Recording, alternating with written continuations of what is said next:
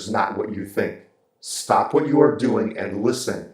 We need this message to reach you. Here is what you need to know. Artificial intelligence has greatly transformed all aspects of life on Earth.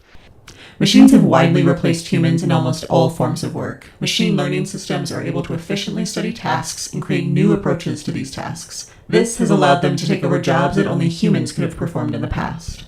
Each generation of technology moves you closer to this.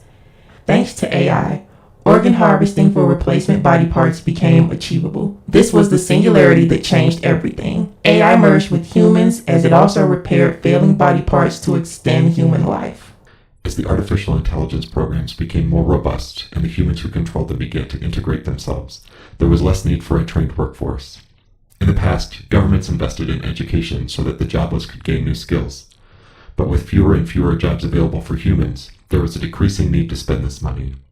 Over just a few years, AI reinforced power structures that raised up their creators, your Silicon Valley tech industry, resulting in a wealth of time and money only for a very select few. All religious and spiritual systems were forced to deal with the central question: what does it mean to be human? In your year and your time, the religious debates have been quietly happening.